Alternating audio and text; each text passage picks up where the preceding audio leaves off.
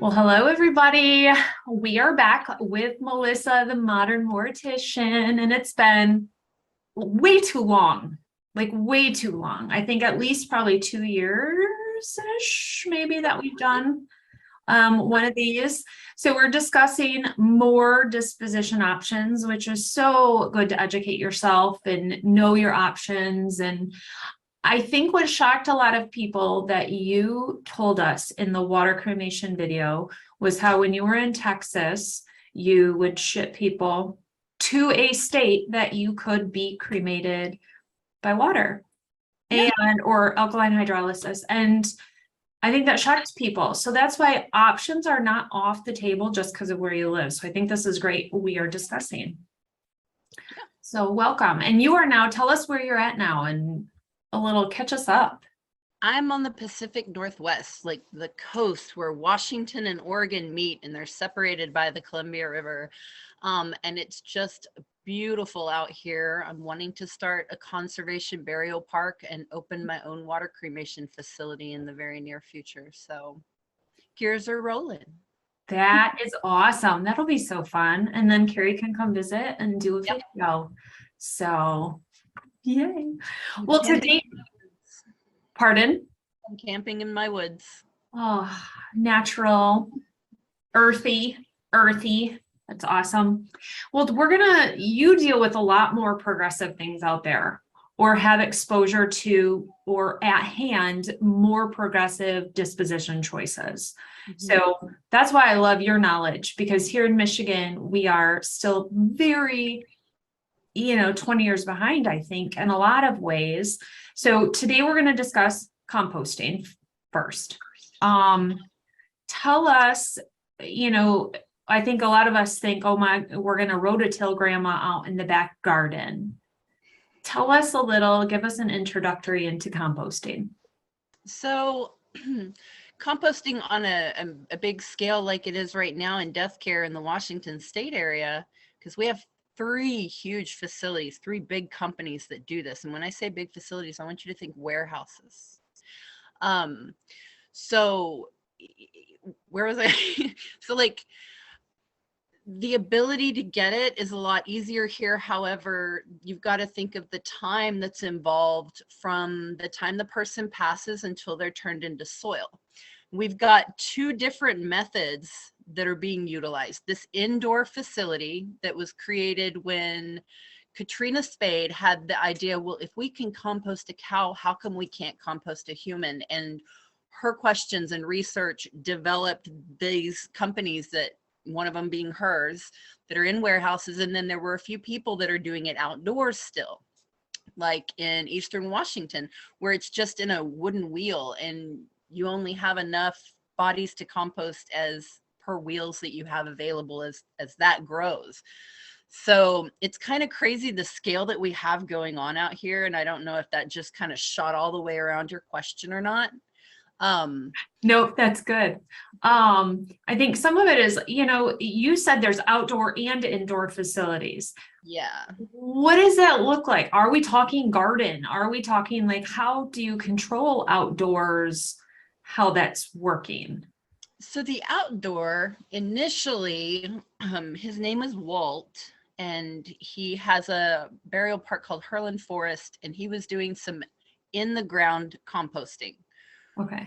Where he was monitoring the soil. He didn't have to stir anything. At some point, he did have to break down bones. But the point was to leave it as untouched as possible. And then he moved it into a wheel, which is, it looks like a giant refrigerator. All of the bodies go in something that looks like a giant refrigerator or freezer box, because you have to have enough material space in there for the mulch, the medium, the sawdust, the hay, the alfalfa, whatever it is the body will lay on, that will in turn turn to compost. So whether it's outdoors or indoors, it's a big box, the body is in it. So you fill the vessel halfway full with this material, whether it's sourced from somewhere else, or in Walt's case, or like the Natural Funeral, I believe they also do it. They source it locally on their farms or their burial parks. And they place that in there, the body goes in there, and then they place another layer. And And then on these wheel things, they roll. So I really want to encourage you to probably pull up pictures on their website and like plaster them here, because it'll make so much more sense. But these Yeah. wheel things roll with the bodies in them, so they can turn. And they also have gauges on the side that will monitor the air and the moisture and the temperature. In the big facilities where they can do this on a mass scale, all of these little boxes hook up to like a mainframe that monitors all this for them. Mm. And so each decedent, the process takes anywhere from, they claim 30 to 90 days. I know outdoors it can take a little longer because you also have the outdoor elements that you're dealing with, like if Right. it's for time. So yeah, it's kind of crazy how all of this is just going. Yeah, it's getting so big, and I mean, right now it kind of started legal in about 3 states, and more had it in legislation. Do you know how many? I was trying to find kind of an up-to-date right now, how many states it's legal in, and was not finding the newest data. Do you know how many? I know Washington, Oregon, Colorado flopped it. Not Colorado. Colorado passed it. California flopped it. Virginia just passed it. I think New York is about to pass it. Maryland is looking at getting it going. Okay. So we're at least at 5. Maybe And it's always the coasts. I always say the coasts are so much more progressive, and then it works its way into the middle of the country. Yeah. Which is crazy. Well, as you're talking about like these churny things, all I'm picturing is my parents' garden with the barrel that you literally have to go out and turn when they compost something. Okay, I see what you're saying. So And think of a big one. Yeah, that's all I'm picturing, but on a big scale, and you stick the body. So then do they open and they're peeking in to look at the body every however many days, or is there data telling them when that body is ready? So in the big facilities, their data is telling them when it's time to open it up, remove the bones, process them, which is break them down, because this isn't breaking down bones, especially if you have like a younger adult, their bone mass is a lot more dense. So they have cremulators, the same machines that break down cremated remains after burning. Those will break down the bones after the first 30 days that the body has been in the vessel. They're removed, broken down, and then placed back in the vessel for another 30 days. So that's why we've got the 3 different big facilities, companies in Washington right now. First was Recompose by Katrina Spade, and then Return Home was by Micah Truman, and then Earth Funeral was by the folks that did Tulip, I believe. And Earth hasn't been that out there because they put all their money into their technology. The other 2 have put all their money into aesthetics and being out there, I think. And so that's why you hear more about them right now. But I think you should look at all 3 if you get the opportunity to visit them. If you live in the Washington area, it's amazing the differences when you get in the buildings, but how similar. And then when you compare and contrast that, it's almost like a formal funeral to a green burial when you go from the composting facility to the outdoor space. It's 2 different shades of the same coin. It's just the neatest thing. Now, I know when we originally talked about this topic, you had a lot, we both were like, man, we have more questions than answers, because it was just getting started. Like it was just taken off, and it was like, okay, you're going to have these bones. What do you do? And where does it go? And do you feel more comfortable with the process now, being around it so much more? And like, are you in love with it? How are you feeling about it? I'm going to be 100% honest with you. I have struggled with this process a little bit ever since I heard that they grind the bones up, and they process the bones. That's the initial thought of, okay, I can be green burial without worrying about bugs, because I have a thing with bugs, and I can be indoors and people can visit me and put little magnets and pictures on my box. But then to know that that was going to be interrupted and have that happen cohesively in here, it's not working for me. And then outside of that, being in, what about all the electricity and the manufacturing to build the facilities, to run these operations for 2 to 3 months? The amount of soil that it produces is like a pickup bed full. Not everybody can do something with that. Not everybody can afford to have their body tied up for 3 months going to disposition. But it's such a cool option for those that want the ability to rebuild land, like to become land to help rebuild. I want to be in love with it. I really want to be in love with it, but there are still so many things that I can't shut my head off about. But I think it's such a forward thinking and beautiful option for people. Well, and do people have to take home the soil, or if they say no, is it like they're donating it to go someplace that these facilities have lined up, like this is going to farm or to do whatever?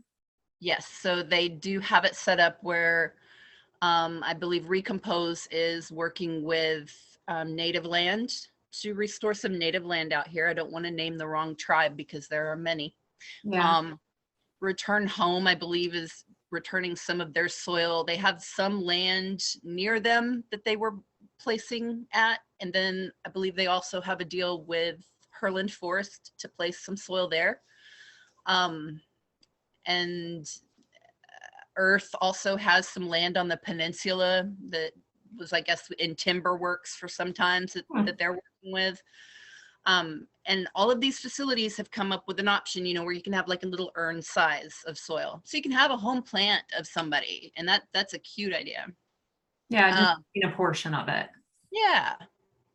So that's their alternative to that. So you're doing good. Cost wise, which everybody asks about cost, I don't want you to say specific numbers, but like with alkaline hydrolysis, I have found that it's pretty much the same as flame cremation. Mm-hmm. Where are you finding this landing in the ballpark of cost wise to do composting for a family? At minimum $5,000. That's before getting transportation involved, death certificates. I've looked at all of their GPLs. Even if you have another funeral home involved, like you're out of state, you still have the receiving or the transferring of the remains to the other funeral home if the family didn't know to contact the facility directly and not deal with two facilities if they didn't want to. Yeah. So I would say at minimum, prepare for $5,000 and up, which is hard because I know that Katrina's initially, like some of the presentations for Recompose was that this wanted to be a cost-effective option for people. And I hope that someday that it can be, but right now it is not. So I believe that the places like a Natural Funeral, Herland Forest, they do cost a bit less by a couple $1,000s.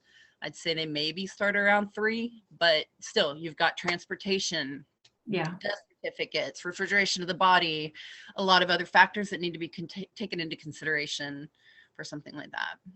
Well, and I think people think, well, the greener or the more natural it appears, it's going to cost less. But just like, oh, cremation is such a more natural, well, it's not. It uses a lot of resource, a lot of gas. It expels a lot of out into the atmosphere. So there's nothing green about cremation. It's a lot of these use natural resources. They just maybe appear more natural because of not embalming or not using a big casket or not using some things, but they're still using resource.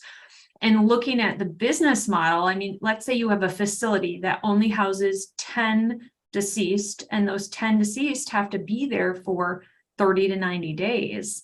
You cannot turn and keep using those. It's not like each week you're collecting 5,000 from each of those spaces that they're in. So business-wise, you have to charge more because you have less option of increasing your business when they're in use. Correct. So that's a lot of people are going to ask about that. I know they will. And that's kind of looking at it up front. It's a very constricting business model because of that component of it. And I will also say that knowing people that are working in these facilities, there's a huge problem right now with manpower, like physical labor capabilities of this job, Mm, especially in the composting. You're dealing with heavy machinery. So that puts a whole nother spin on it that that's people true. need to be aware of, that is putting a strain on just not only the employees that are working there, but just the business as a whole, I think would be just so different. Now, what, in terms of, if someone wanted to, let's say they're here in Michigan and they die and they want to come to there, what are the laws about being embalmed coming into Oregon and Washington? Is it Oh, a state that embalming it is matters? not required by law to even be on a plane. So that's something I learned early in my career, is that you can use gel packs. Mhm. I prefer gel packs over dry ice. If you secure it to the body at the abdomen, the small of the back, the chest, right under the armpits and in the thighs, you can send a body all the way across country unembalmed and you're going to be just fine. As long as you don't plan any overnight excursions in Arizona, you know? Yeah. Bad. Yes, no, Oh, agreed. yeah. Trying to think of other questions I have off the top. I think that it's a disposition choice where there is more questions that pop up as you think about it and stuff. I actually, while you were talking about it, so my dog was buried like 3 or 4 years ago, and my parents are now going to build where he is buried. So you get where I'm going with this. We are going to be digging up my dog here soon. Aw. And so we've got a nice natural composting going on in their yard. I'm super fascinated. My daughters are super fascinated. I will film the whole thing. Emotionally, I don't know how I'm going to be when it's actually happening, because I mean, he was my boy. He was my person for a lot of very rough things that happened over the years he was with me, but the anticipation of seeing, like, after a few years buried, what will be there and what's going to happen. And I'm like, will there be hair? Will there be tissue? Will there be anything? And everybody's like, oh, it'll probably just be bone. So I'm really anticipating getting to see that. And I think that's kind of what the interesting thing about composting is that natural, what is going on with the body in there, and kind of wanting to know that. So I think that's pretty cool. So you mentioned that, and I actually went through the same thing with my cat, Bella, the cat that I had before Kermit and I connected. So she was buried at a natural burial park that changed hands, and I didn't want her to stay there. I was like, I want her to be, with my other cat. And we had buried her in a beater lac blanket. Those are those reversible blankets where you see the animal prints on the other side. So it was not biodegradable at all, but I will tell you, it was early on in my green career and I was in the throes of grief. So we buried her in that. And then when we dug her up later, amazing. There was soil, fur, her collar, bones. It was amazing. And I still have a vial of her soil, because it was her soil, because it Yeah. was a beater lac blanket. It was just the most amazing thing. So I'm so excited for you. That's, Really. I never even thought about that, and keeping the soil. And it is crazy because you can see in the yard, there is a very distinctive brighter green patch where he is. And so it's always like, there's Ralph, like doing his job, especially that first year. That Yeah. grass thrived where he was buried. But yeah, I'm excited. We're gonna cremate whatever's left over, just to, I'm like, I don't want to move him again and then not know where he's at, to be in a safe. And so we'll cremate what's left over. But yeah, I'm excited to see. But that's all I'm thinking when you're saying this composting. I didn't even connect the two until, as you're saying that, like, you're gonna have these bones, and then what do you do with the bones? Yeah. So I think it's interesting they cremulate the bones and then put them back into the dirt for longer. Like, are they going to really break down more? Are they really anything going to happen from that point? That seems interesting. Yeah, scientifically, yes. When they break them down and get them back in, I hope that Earth Funeral puts out some more of their science. I'm fortunate to know somebody that works there, and what I hear as far as the grade of the soil that comes out it sounds pretty awesome to me. But again, I'm not a scientist, and I wish people would do a little bit more open research or explanation on that stuff. But they apparently have soil graders, like compost graders, that grade your compost. So I think that'll be good. Yeah, I did kind of, the bone thing kind of got to me at first too, because I was like, I remember when the flame crematory place back in Austin, Texas used to scatter their flame cremated remains of pets at the burial park. And I stumbled upon it one day, and it was not scattering, it was dumping. And it was very obviously bone. And I was just like, you know, what if this is on a larger scale as we're composting people? If, you know, if we're recognizing these little pieces now, you know. What can be what would that look like on that scale? Because it is definite. You can see cremated remains when they are there on the ground. And I mean, if you don't know what you're looking at, maybe you wouldn't realize it. I guess we do, just because we know what's up. But yeah. Well, thank you for giving us a little more glimpse into composting as you're getting exposure, because I have zero exposure here in Michigan. I need to come out and tour some facilities, just haven't done it yet. And a lot was because of lockdown from COVID. I mean, it really restricted a lot of information during when composting was kind of just ramping up and getting going and everything. So hoping to get more information and more videos about it in the future here. So thank you so much. Really, really interesting. I will say that everybody that I've met that works at one of these facilities is open to talk to you. So if anybody listening or watching wants to reach out to them, I'm sure they can reach them on their social medias. I know that Return Home has a phenomenal TikTok that's gotten some traction. I'm sure they cross post that over to their Instagram. So that'll really give you an inside look. Whereas, you know, with funeral industry, everything's been kind of what? And you can really see in at Return Home to a degree. And, you know, it kind of reminds me of Eileen Hollis, how she educates, you know, the skeleton and stuff. And yeah, so it's great. Definitely look up these different facilities online. Get a better idea of what it's like. And I'll put links in the video description for you guys to quickly go to their websites and be able to look up their things. So keep an eye on Melissa and the Modern Mortician. Follow her on Instagram. You're on TikTok too. I think everybody's got to be on TikTok nowadays, but on her website, and watch for bigger things to come from Melissa in the next year or two. So thank you. Thank you.